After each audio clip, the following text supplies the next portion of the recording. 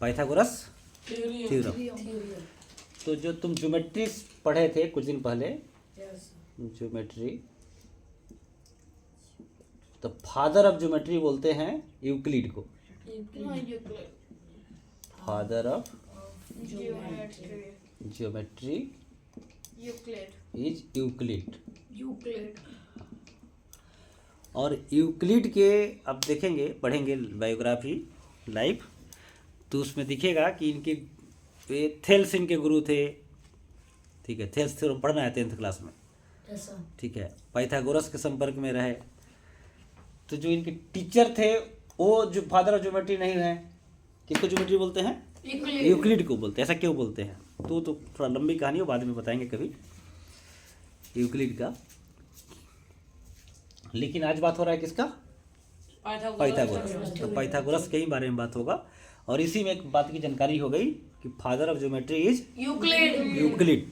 ठीक है, और यूक्लिड से पहले के थे पाइथागोरस। तो फादर किनको होना चाहिए? पाइथागोरस को। लेकिन किनको बोलते हैं? यूक्लिड को। तो इसको बाद में कभी एक्सप्लेन करेंगे हम लोग।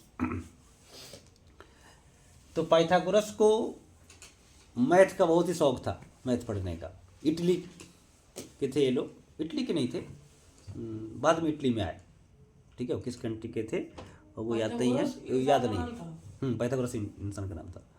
तो इनको मैथ सीखने का बहुत ही शौक था। तो इनके जो भी गुरुजन थे, जो टीचर थे, वो बोले कि तुमको मैथ और जानना है तो इंडिया जाओ, भारत जाओ। ठीक है, भारत का नाम क्या क्या है पता है? हाँ, जम्बूद्वीप, आर्यवर्त, हिंदुस्तान, बिहार से सब कुछ होता है। सुनो, तो पाइथागोरस जो है इंडिया के लिए रवाना हुए और गलती से वो पहुंच गए अरब कंट्री में। उधर कुछ दिन रहे, वहाँ पर कुछ मैथ सीखे और फिर वहाँ से भ्रमण करते करते इंडिया पहुँचे। तक्षशिला यूनिवर्सिटी या नालंदा यूनिवर्सिटी में ये 22 वर्ष तक, 20 से 22 वर्ष तक रह करके मैथ पढ़ा इन्होंने। ठीक है, फिर ये गए वहाँ से लौट करके अपने कंट्री। तो वहाँ जब गए तो जो इनके जानने वाले थे वो लोग गुजर चुका था, कहीं और जाके बस गया था। लगभग इनके जानने वाले लोग कोई नहीं था वहाँ पर।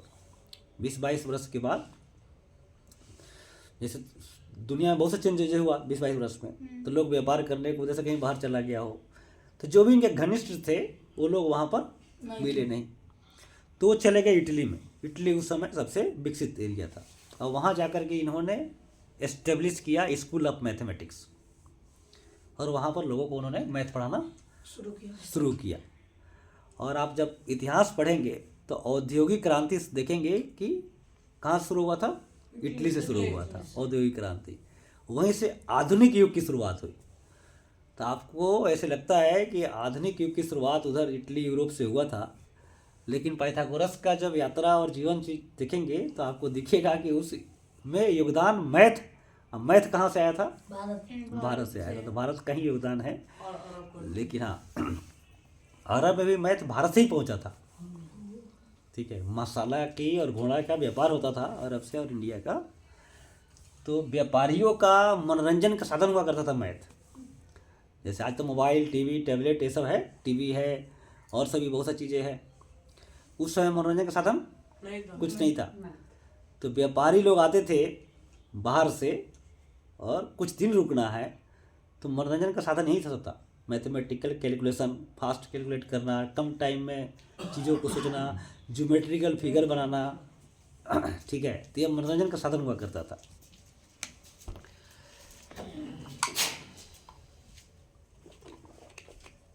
तो समझो, पाइथागोरस थ्योरम एक है जो काफ़ी प्रसिद्ध थ्योरम है और तुम लोगों को आगे पढ़ना है।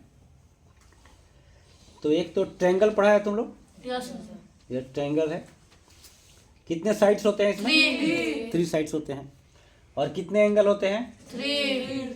तीनों एंगल का सम क्या होगा? 180 डिग्री। 180 डिग्री, पता है ना? और एक ट्रायंगल ऐसा भी होता है, इसको क्या बोलते हैं? नहीं, राइट एंगल ट्रायंगल, ठीक है, राइट एंगल एंगल ट्रायंगल। इसमें एक एंगल क्या है? 90 डिग्री। ठीक है, इसको बोलेंगे एक्यूट एंगल ट्रायंगल, एक्यूट कि सभी एंगल क्या है? Acute angle. ठीक है, ये पढ़ाए थे उन लोगों को, पढ़ाए थे 6 से लेकर के 8 वाले को, तुम लोग शायद उसमें नहीं था। ठीक है, ट्रायंगल को बांटते हैं एक तो भुजा के आधार पर, साइड के आधार पर। Yes sir. ठीक है, जब तीनों साइड इक्वल हो तो क्या बोलते हैं? ट्रायंगल। ट्रायंगल नहीं, तीनों साइड्स जब इक्वल हो तो क्या बोलते हैं? Equilateral triangle. दो साइड इक्वल हो तो आइसोसेलेस ट्रायंगल। कोई साइड इक्वल नहीं है तो एस्केलेंट ट्रायंगल। ठीक है, एक तो क्या साइड के आधार पर ट्रायंगल का प्रकार, दूसरा एंगल के आधार पर भी होता है। ठीक है, तो इसमें सभी एंगल एक्यूट एंगल है, तो इसको बोलेंगे एक्यूट एंगल्ड ट्रायंगल, ईडी लग जाएगा। इसमें एक एंगल क्या है? 90 डिग्री, तो इसको बोलेंगे राइट एंगल ट्रायंगल। और इसमें देखो तो एक एंगल जो है ऑब्ट्यूस एंगल है, तो obtuse angle triangle. Obtuse angle किसको बोलते हैं? और जो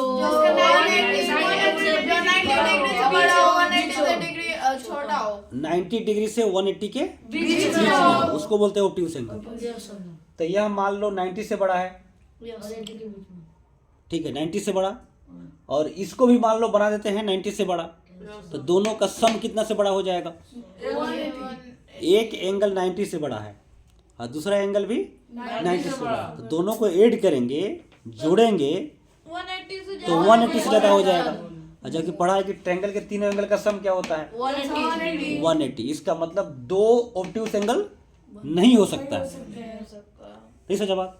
क्योंकि दोनों का सम ही क्या हो जाएगा? 180 से बड़ा। अभी तीसरा एंगल भी बचा हुआ है, तो ट्रायंगल में दो ऑब्ट्यूस एंगल नहीं हो सकता।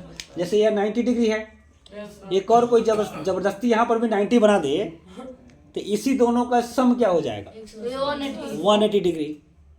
तो ट्रायंगल के तीनों एंगल का जोड़ क्या होना चाहिए? 180। यहाँ दो ही एंगल का 180 हो गया, तीसरा जुटेगा तो 180 से ज़्यादा हो जाएगा, जो पॉसिबल नहीं है। तो ट्रायंगल में 90 डिग्री हमेशा बनेगा, कितना? एक ही बनेगा, दो एंगल नहीं बन सकता है। ऑब्ट्यूस एंगल बनाना हो तो कितना ऑब्ट्यूस एंगल बनेगा? एक ही बनेगा ऑब्ट्यूस एंगल, समझा ना?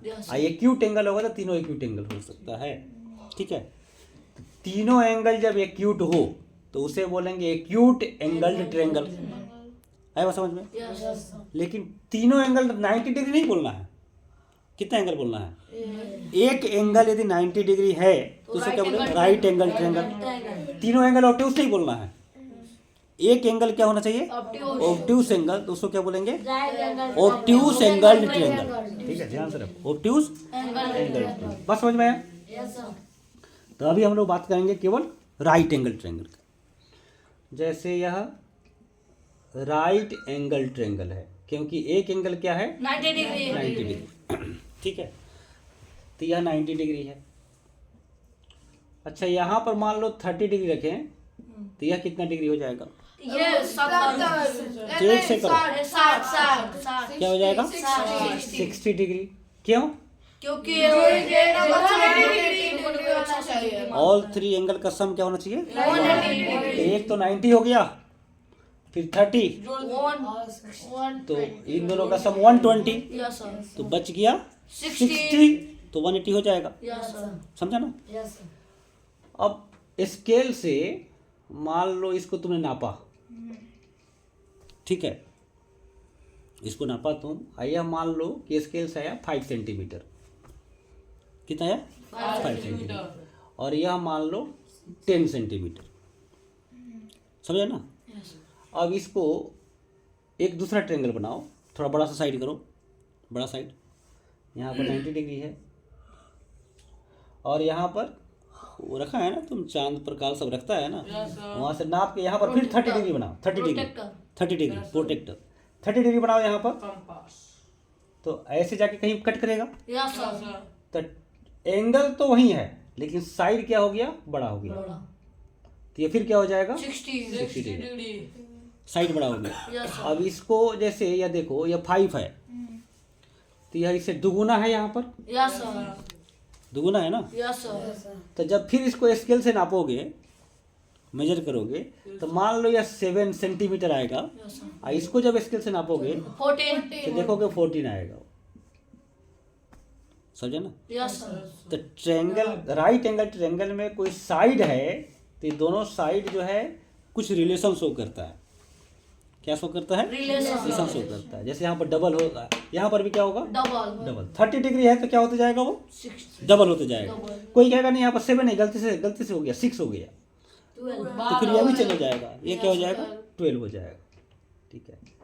तो राइट एंगल ट्रायंगल में तीनों साइड जो होते हैं आपस में क्या होते हैं? रिलेटेड होते हैं, इक्वल नहीं होते, रिलेटेड होते हैं। ठीक है। इसको चेंज करोगे तो ये भी चेंज होगा। ठीक है। और कुछ भी चेंज नहीं हो जाएगा कि किसी खास पैटर्न में चेंज होगा, किसी खास पैटर्न में चेंज होगा। तो उसी को इन्होंने एक ऑब्जर्वेशन किया, वो पाइथागोरस ने। तो पहले तो कुछ नेमिंग सीखो। इसमें नेमिंग है, जैसे ट्रायंगल है, ये कौन सा ट्रायंगल है? बहुत ही राइट एंगल, राइट। तो इसको बोलते हैं बेस। क्या बोलते हैं? बेस। ठीक है। फिर इसको बोलते हैं परपेंडिकुलर। ये तो पढ़ाया भी था क्लास में, परपेंडिकुलर। और ये इसको बोलते हैं हाइपोटेनस।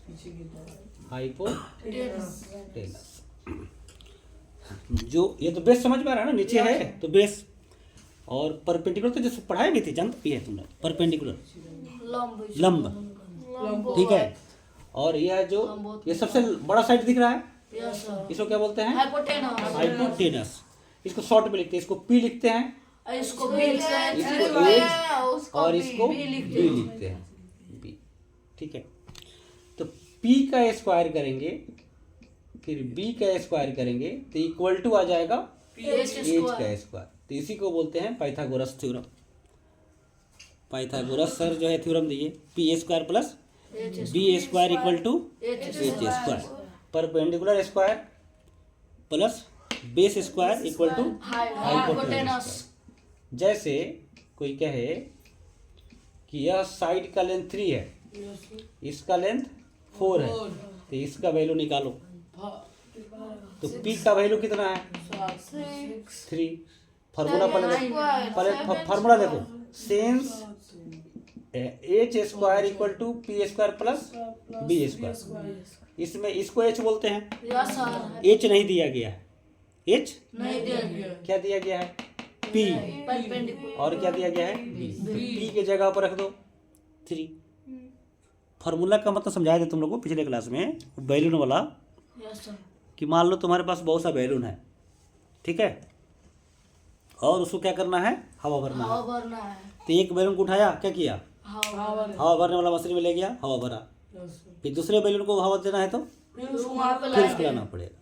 तो मशीन हो गया फार्मूला। अब किसी का वैल्यू निकालना है तो क्या करोगे? चलो मशीन के पास। तो एक मशीन हो गया, P square plus B square equal to H square. 3 term है इसमें, पी बी एच। अब पी का वैल्यू दिया हुआ है 3, बी का वैल्यू दिया हुआ है 4, एच का वैल्यू कह रहा है कि क्या होगा? तो कहोगे चलो दोबारा है, चलो मशीन के पास हवा देंगे। तो यहाँ पर रखोगे 3, बड़े पिटेंगे 3 स्क्वायर। फिर बी के पास किसको रखेंगे? 4, तो 4 स्क्वायर। 3 स्क्वायर क्या हो जाएगा? 9। 4 स्क्वायर 9 प्लस 16 25। तो एच स्क्वायर इक्वल टू क्या हो गया? 25। किस नंबर का स्क्वायर? 5। तो यह हो गया 5 स्क्वायर। स्क्वायर स्क्वायर कैंसिल, तो एच की जगह पर कौन आ गया? 5। तो एच का वैल्यू क्या हो गया? 5। तो एच का वैल्यू 5 हो गया। तो कोई कहे कि एक राइट एंगल ट्रायंगल है, इसको समझो। इसको कोई कहे कि एक राइट एंगल ट्रायंगल है और इसका लेंथ 3 है, इसका लेंथ 4 है, तो इसका लेंथ 5 ही होगा, दूसरा नंबर नहीं हो सकता है। ठीक है ना, समझे? यह लेंथ 3 है, यह लेंथ 4 है, तो इसका लेंथ क्या होगा? 5। सत्य एक होता है कि 2 होता है? एक होता है। ठीक है। तो कोई बोले कि भगवान का नाम लिए और यह काम हो जाएगा, होता है क्या? इसका मतलब कुछ ना कुछ उसमें अंधविश्वास आ गया है, इसका मतलब। जैसे कोई कहे ना यहाँ 3 और 4, यहाँ पर क्या होगा 5, 6 नहीं हो सकता है, तो ये सत्य है। समझ रहे हैं ना? तो भगवान का नाम लिए और क्या हो गया, काम हो गया। यह जो है कुछ न कुछ इसमें क्या आ गया, मिलावट आ गया।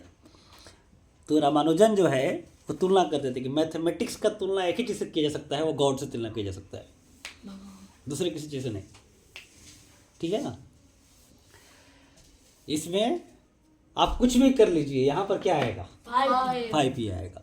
तो इसी को बोलते हैं 3, 4, क्या देना होगा। इस 3 नंबर को जब एक जगह लिखेंगे तो उसी को बोलेंगे पाइथागोरियन ट्रिपलेट। गोरियन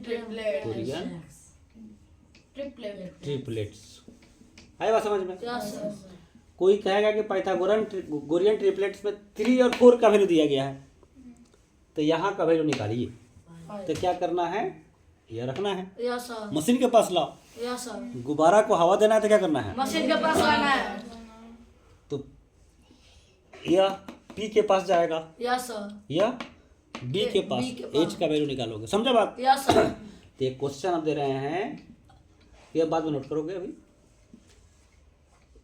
इसका लेंथ 13 है, 12 है, यस सर। इसका लेंथ क्या है 12 है। इसका लेंथ 5 है, तो इसका लेंथ बताना है क्या होगा। ये तुम्हारा होमवर्क रहा, तो नोट कर लो और होमवर्क बताओ।